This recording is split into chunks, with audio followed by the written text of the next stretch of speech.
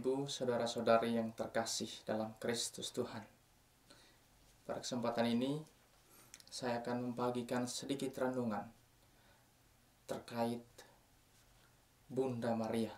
Bahwa kita perlu belajar dari Bunda Maria dalam hal membagi rahmat kepada sesama. Dunia saat ini sedang tidak baik-baik saja. Persoalan kemanusiaan hampir tak dapat dibendung lagi. Riuh rintihan kesakitan sesama manusia karena penindasan, ketidakadilan, peperangan terdengar semakin keras, namun diabaikan, lalu dilupakan.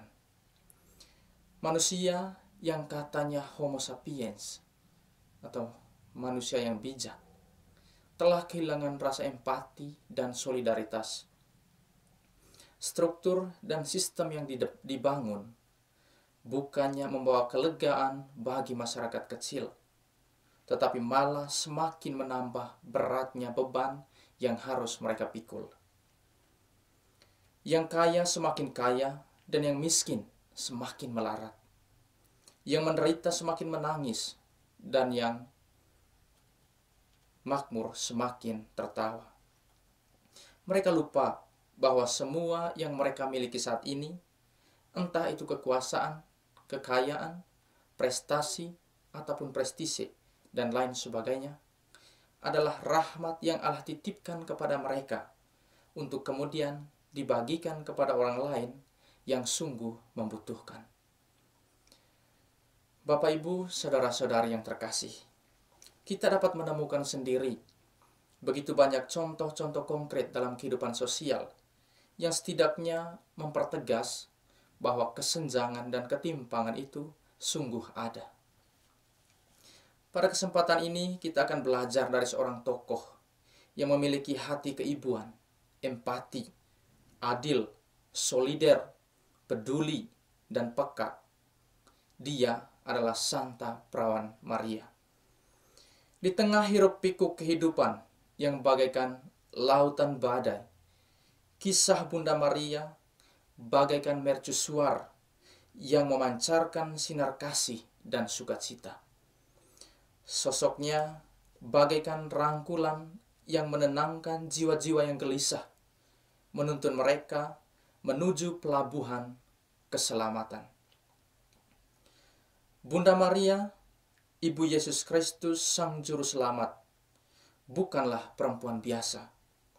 Ia adalah perwujudan teladan luar biasa tentang bagaimana kita seharusnya merespons kasih dan berkat dari Tuhan. Bunda Maria merupakan perempuan yang istimewa, dipilih Allah untuk menjadi Bunda Sang Mesias.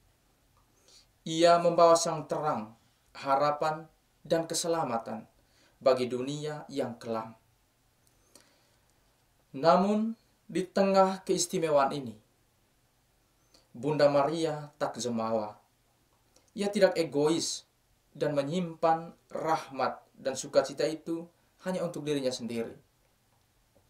Ia seperti samudra luas yang tak pernah melupakan sumbernya, yang tidak pernah lupa dari mana ia berasal. Ia selalu rendah hati dan penuh syukur. Bunda Maria tak hanya menyimpan rahmat yang diterimanya, tetapi ia rela membagikannya kepada orang lain, sehingga orang lain pun dipenuhi dengan rahmat itu. Ketika Malaikat Gabriel membawa kabar tentang perkandungan yang ajaib atas dirinya, Bunda Maria tak ragu-ragu untuk bergegas mengunjungi Elizabeth, sepupunya yang sedang mengandung Yohanes Pembaptis. Perjumpaan mereka bukan sekadar reuni keluarga biasa, melainkan perjumpaan yang istimewa, sebab mereka semua dipenuhi oleh Roh. Saat Maria memberi salam, Yohanes Pembaptis dalam kandungan Elizabeth melonjak kegirangan. Bunda Maria tak menyimpan sukacita ini untuk dirinya sendiri. Ia meluapkannya dengan cara berbagi kabar gembira kepada Elizabeth dan seluruh keluarga Elizabeth. Ia menjadi pembawa sukacita Injil, menyebarkan berita tentang kelahiran Sang Mesias yang akan membawa keselamatan bagi dunia. Bapak, Ibu, saudara-saudari yang terkasih, selanjutnya kita akan melihat sedikit tentang bagaimana Bunda Maria berperan dalam sejarah Ordo Karmel. Sejak awal hingga dalam sejarah perkembangan Ordo Karmel, peran keibuan Bunda Maria sangat nampak dan dirasakan oleh para Karmelit. Dalam tahun-tahun di mana Ordo mengalami kesulitan, Bunda Maria hadir dengan kasih keibuannya membantu para Karmelit. Ketika mengalami masa sulit dalam Ordo, kepada Santo Simon Stok, Bunda Maria memberikan skapulir suci sebagai tanda perlindungannya. Dalam tulisan para kudus dan pendahulu Ordo Karmel juga menunjukkan bahwa Bunda Maria memiliki peran penting bagi hidup para Karmelit. Bunda Maria telah banyak melakukan hal-hal yang luar biasa dalam hidup mereka dan juga Ordo. Selain itu, terdapat juga kesaksian dari orang-orang yang percaya akan perlindungan Bunda Maria dari Gunung Karmel. Ketika pada suatu kesempatan mereka mengalami kecelakaan, yang karena kecelakaan itu semestinya mereka harus meninggal atau sekurang-kurangnya terluka parah. Tetapi karena mengenakan skapulir suci pemberian Bunda Maria dari Gunung Karmel, mereka terlindungi. Hal ini menunjukkan bahwa Bunda Maria senantiasa memiliki hati bagi orang-orang yang memohon perlindungan dan doanya. Bapak, Ibu, saudara-saudari yang terkasih, pengalaman para hidup Karmelit, kesaksian orang-orang mengenai perlindungan Bunda Maria, dan kisah Bunda Maria dan Elizabeth menjadi cerminan yang indah bagi kita semua. Kita diajak untuk belajar dari Bunda Maria dan merespons kasih dan berkat Tuhan yang kita terima.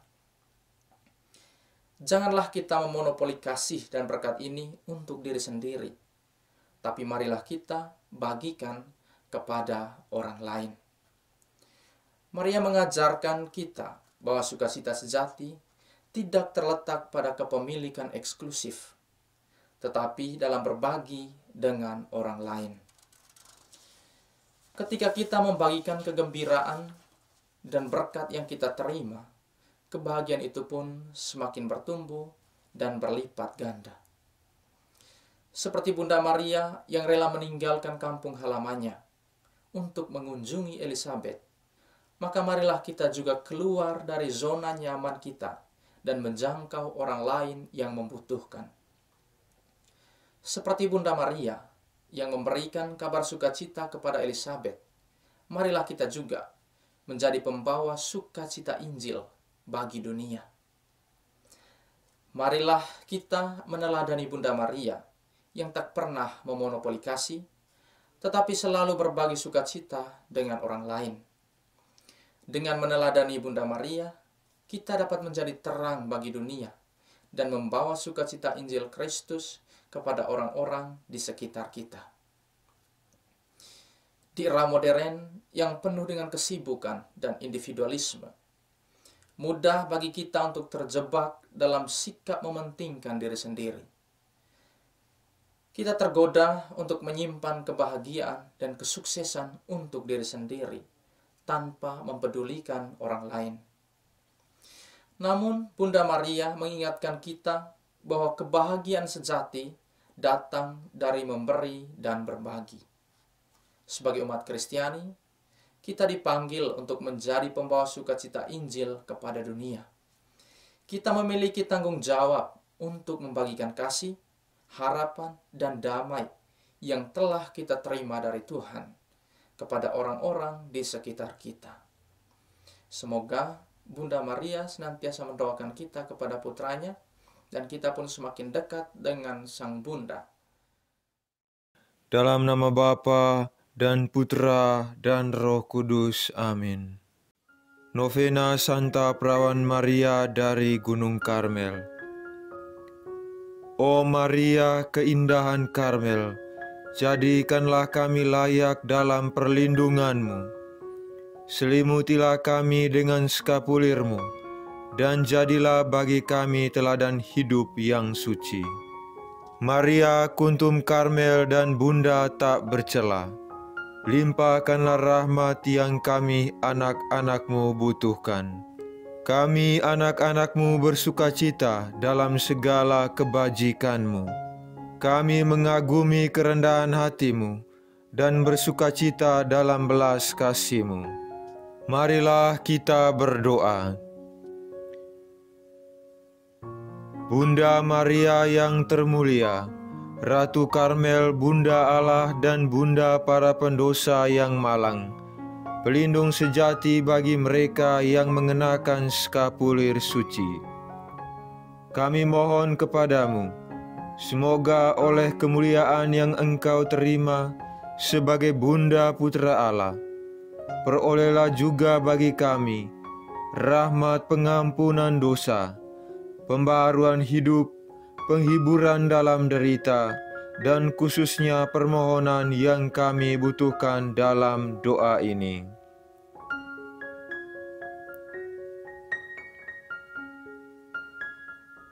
Jika semuanya ini sesuai dengan kehendak Putra-Mu yang hidup dan memerintah selama-lamanya. Amin.